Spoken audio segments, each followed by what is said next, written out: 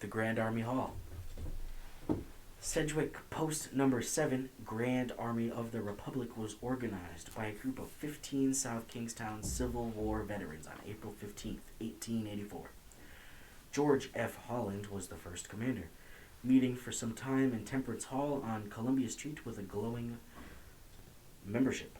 The post voted in April of 1886 to purchase a site and start construction of a home of their own.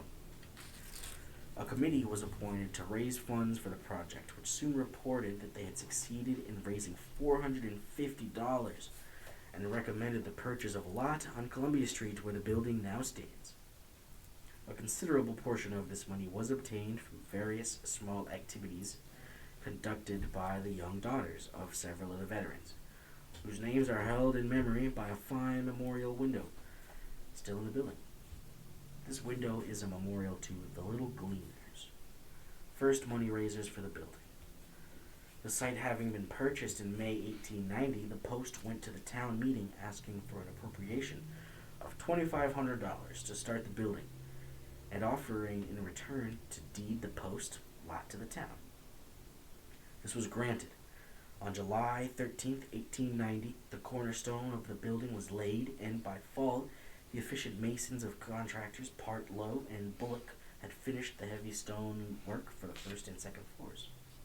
By now the money was exhausted and no more seemed to be forthcoming. Here the unfinished and unroofed building stood for almost 2 years while the quest for funds to finish the structure continued. An appeal to the town for more money was lost, although the town meeting later deemed the building lot back to the post.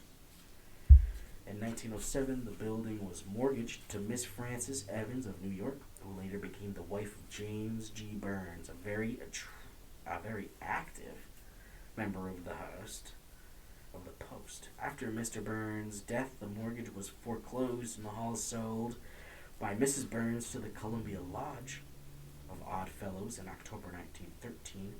It was used as a meeting place for the lodge during the years following, but because of declining membership, became a burden to them also. In 1964, it was sold to the Church of the First Assembly of God, which now uses it for their church services and various church activities. An outstanding feature of this building, something which few of this present generation have ever seen or even know of, is the beautiful leaded glass windows in the second floor hall, memorials to local veterans of the Civil War. Now in the lower hallway of the South Kingstown Town Hall. On the right was a large wooden tablet with the roster of Code G of the 7th RI Regiment. Now in the Town Hall at Narragansett. These were removed from the hall to their present locations at the time of its sale in 1913. Although a few of the windows had been victims of our most recent hurricanes, the most are still intact and in good condition. Among them are the imposing memorials for her brothers, Isaac P. and Roland Rodman, given by their sister, Mrs. Sarah Woodward, and windows to the memory of Elisha, Joseph, and Matthew Clark, James G. Burns, James M. Case, John P. Case, and Charles T. Thurber, Reckless Charlie, the Boy Scout of the Shenandoah. Also to Stephen Holland, killed at Bull Run, the building committee, William C. Clark, Carter, Sherman, and George F. Holland, and the Little Gleaners, Anna Riley, Cora Yost, Jenny Carpenter, Maggie Yost, Alice Leons, and Nellie Smith. There are several others, but unfortunately the memorial to Governor Sprague on his white charger was damaged beyond repair in the hurricane of 1954. A motion to the state legislature for money to finish the building did not prevail. But finally, a new building committee composed of William C. Clark, Carter F. Sherman, and George F. Holland agreed to attempt to raise sufficient funds. Somehow they were able to do so, and by the spring of 1893, the structure was completed. The post held their first meeting in the new hall on March 14th, 1893. This day of dedication, June 17th, 1893, was a big day in South Kingstown. A mile-long parade around the square with John P. Case, Chief Marshal, and David Hudson, commander of Sedgwick Post, as Chief of Staff, had 15 bands and almost the complete membership of the 22 Grand Army posts then active in the state and nearby communities.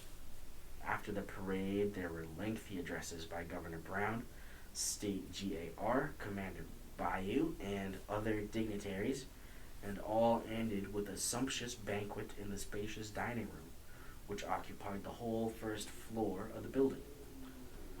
Unfortunately, the post had not been organized until almost 20 years after the close of the war, and the new home not finished until 30 years after the end of that great conflict. Members were already growing beyond the years when they would be actively able to maintain the building. Some of the more active ones had passed away, and the post soon found the new hall had a financial burden. In 1905, the lower floor was converted into tenements, and later moving pictures were held in the hall. But it was far too small to compete with the large Wakefield Opera House across the street.